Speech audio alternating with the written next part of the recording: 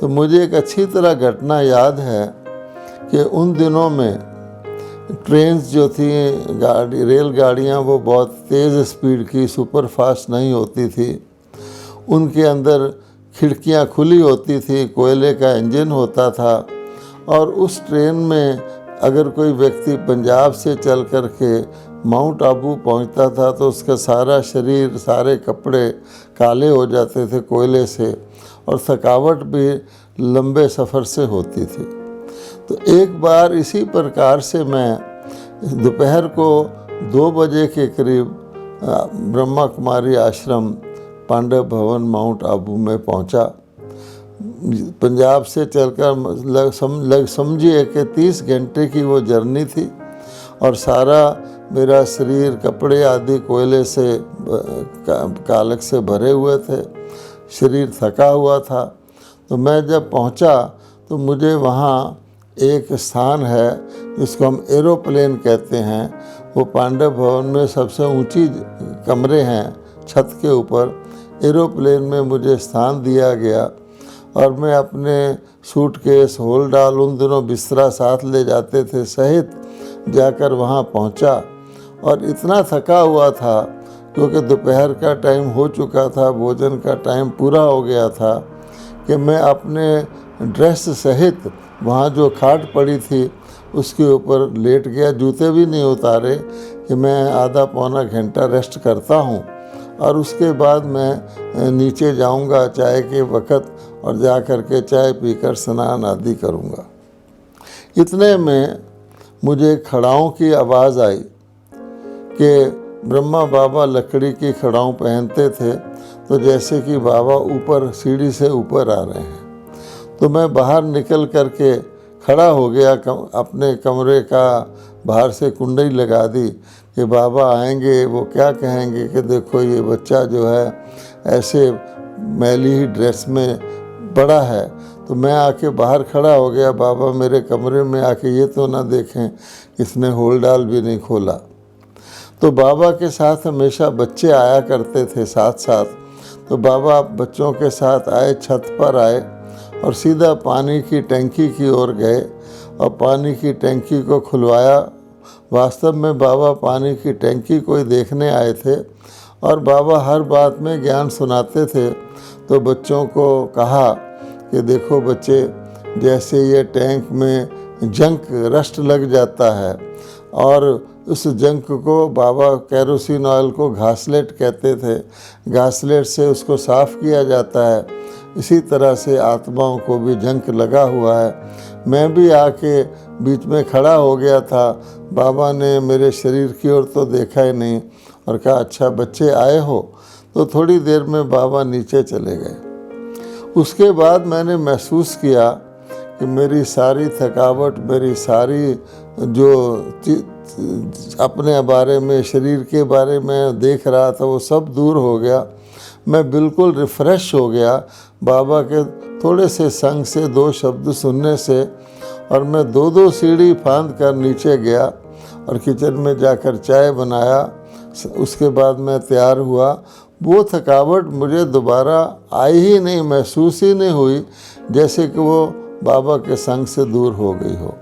तो इस बात से भी हमने देखा कि बाबा का संग जो हमें वर्षों तक मिला, जिसमें हमने बाबा के साथ खेला, बाबा के साथ भोजन किया, बाबा के साथ पैदल करने गए, वो सारे का सारा संग जो था बहुत हमारे जीवन में नेचुरल परिवर्तन ले आया।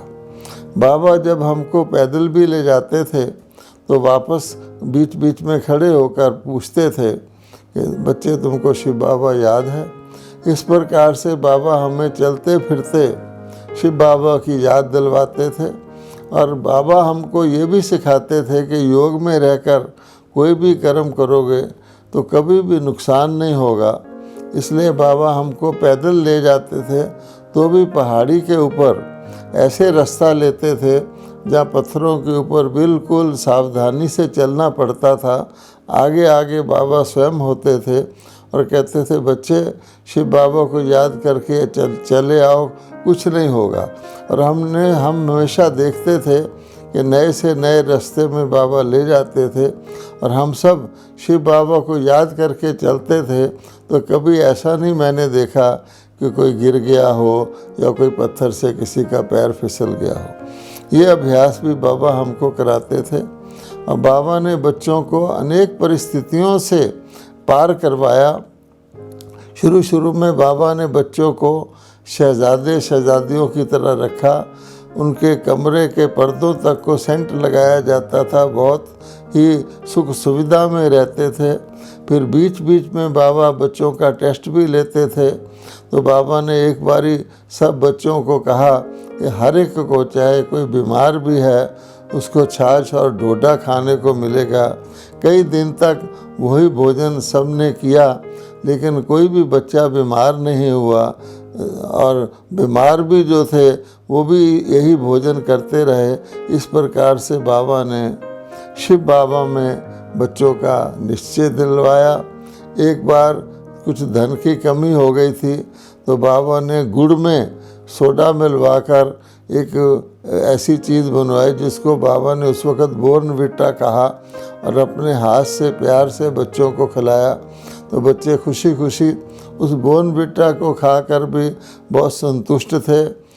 कभी बाबा आबू रोड से माउंट आबू तक बच्चों को सब्जी पेठा आदि लेकर पैदल भी लेकर के गए। अर्थात स्नेह से बाबा ने, प्यार से, बाबा के प्यार में बच्चों ने हर प्रकार के मुश्किल काम भी किए, लेकिन सदा रूहानी तौर पे बच्चे संतुष्ट रहे। एक बात मुझे और याद आती है। एक बार बाबा ने कहा कि बच्चे, योग बल से तुम अपने शरीर को ठीक कर सकते हो और कोई भी तुम्हारी इंद्री, मान लो तुम्हारे घुटने में दर्द है तो योग बल से उसको सकाश दो तो वो भी ठीक हो सकता है। तो मैं उस समय मैंने यही सोचा, मुझे थोड़ा सा बुखार था कि मैं योग बल से बुखार को ठीक करूँगा। मैंने दवाई खाना बंद कर दिया तो मेरा बुखार बढ़ने लगा और दूसरे दिन मेरा काफ़ी बुखार बढ़ गया। खूब मैं योग लगा रहा था पर मेरा बुखार बढ़ गया और मैं कांपने लगा। तो मैं ब्रह्मा बाबा के पास गया। मैंने कहा, बाबा आपने तो कहा है कि योग बल से तुम्हारे शरीर ठीक हो सकता है। मैं कल से कोशिश कर रहा हूँ, मेरा तो बुखार बढ़ गया और मैं कांपने लगा हूँ। तो बाबा ने कहा, तुम बुद्धू हो, बाबा दवाई नहीं खाता। तो बाबा ने कहा, कुछ दवाई और कुछ योग बल दोनों से मिलकर के काम होता है, क्योंकि ये योग बल जो है केवल शारीरिक रोग को ठीक करने के लिए नहीं है, ये कई काम करता है। ये पिछले जन्मों के विकर्मों को भस्म करता है, ये मन को एकाग्रता दिलाता है, परमात्मा के साथ जोड़ता है, बुद्धि को क्लियर करता है, जजमेंट पावर को बढ़ाता है और साथ साथ शरीर को भी ठीक करता है। लेकिन खाली योग बल से नहीं, लेकिन जो बाकी विधियां हैं उनको भी तुम्हें अपनाना है। दुआ भी करो और योग बल भी लगाओ और दूसरों की दुआएं भी हासिल करो तो तुम्हारा रोग ठीक होगा। इस प्रकार से बाबा हम बच्चों को शिक्षा देते थे और हमने देखा कि बाबा के संग से सभी बच्चे, जैसे बाबा हर वक्त देही अभिमानी रहते थे, अर्थात देह भान से परे रहते थे, शिव बाबा उनके संग थे। तो हमें भी बाबा शारीरिक काम करते हुए, जैसे बाबा इतने सारे बच्चों को संभालते हुए, सारे यज्ञ को संभालते हुए, अपने शरीर को भी बाबा कैसे देही अभिमानी होकर चलाते थे। बाबा ने कभी मुरली चलाना बंद नहीं किया, समय पर आते थे और शरीर को कुछ 19-20 हो भी जाए तो भी पता नहीं लगता था। तो ये सारी चीज़ें देही अभिमानी स्थिति में रहकर कैसे कर्म करना है, कैसे चलना है, बोलना है, ये बाबा से हमने सीखा। ओम शांति।